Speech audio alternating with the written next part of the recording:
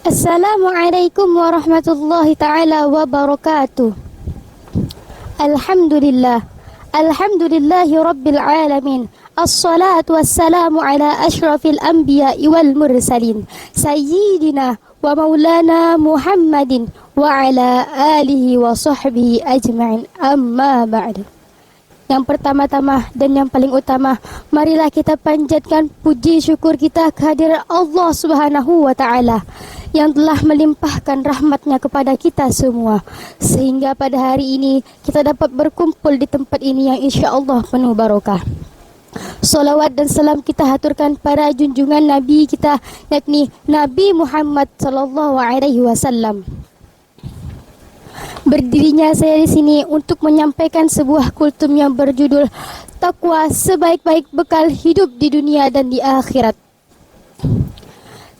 Saudaraku yang seiman dan seakidah, kita telah sama-sama tahu bahwa kita hidup di dunia ini untuk melakukan ketaatan terhadap perintah Allah dan Rasul-Nya dan menjauhi larangan-larangannya agar kita selamat di dunia dan di akhirat kelak. Hadirin yang berbahagia, sudah berapa banyak kejelekan dan kemaksiatan yang kita lakukan? Dan sudah berapa banyak dosa yang kita tanggung? Sementara kita tidak menyadari dan tidak mau mohon ampun kepada Allah Subhanahu wa Ta'ala, sehingga kita menjadi orang yang rugi dan celaka. Oleh karena itu, kita harus bertobat dengan sungguh-sungguh kepada Allah Subhanahu wa Ta'ala agar kita selamat di dunia dan di akhirat, sehingga kita menjadi orang yang beruntung di dalam hidup kita, baik hidup di dunia maupun di akhirat. Inilah tujuan paling fundamental dalam hidup kita, yang setiap saat dan setiap waktu kita meminta kepada Allah Subhanahu wa Ta'ala.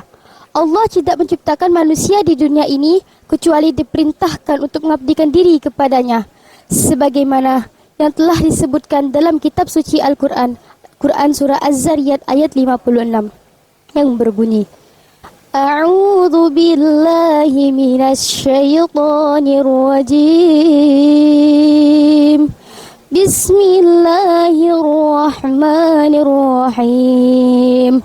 Wa ma khalaqtul jinna wal insa illa liya'budun. Al-ayat Sadaqallah, yang artinya, dan aku tidak menciptakan jin dan manusia melainkan supaya mereka menyembahku. Quran Surah Az-Zariyat ayat 56. Maka apalah arti hidup ini jika kita tidak mengabdikan diri kepada Allah Subhanahu wa Ta'ala? Tentu tidak berarti sama sekali. Oleh karena itu dalam hidup ini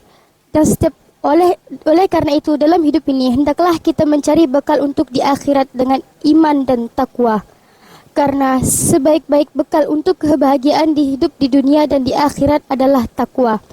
Sebagaimana firman Allah, Quran Surah Al-Baqarah ayat 197 yang berbunyi, Bismillahirrahmanirrahim. Wa tazawwadu fa inna khairaz zadit taqwa. Dan ayat Sadaqallah yang artinya, berbekallah, sesungguhnya sebaik-baik bekal adalah takwa. Kenapa takwa menjadi bekal yang paling baik untuk kebahagiaan di dunia dan di akhirat? Karena orang yang takwa selalu berperilaku baik dan mengerjakan amal soleh yang berguna dan bermanfaat bagi dirinya sendiri dan bagi orang lain, dan menjauhkan diri dari perbuatan yang jelek yang membahayakan dirinya dan bagi orang lain. Jika salah seorang ditanya, pilih manakah antara bahagia dan sengsara? Pasti mereka menjawab dan memilih bahagia. Tetapi bagaimanakah perilaku mereka hidup di dunia ini? Mereka selalu menuruti hawa nafsunya hingga melampaui batas yang telah digariskan oleh Allah Subhanahu wa Ta'ala. Oleh karena itu, jika kita ingin menjadi orang yang beruntung di dalam hidup kita, hendaklah kita bertakwa kepada Allah Subhanahu wa Ta'ala. Karena dengan takwa akan menjadikan kita orang yang selalu beramal yang diridhai Allah Subhanahu wa Ta'ala. Barangkali inilah yang dapat saya sampaikan. Jika ada kesalahan, saya memohon maaf. Wabillahi taufiq wal hidayah. Wassalamualaikum warahmatullahi ta'ala wabarakatuh.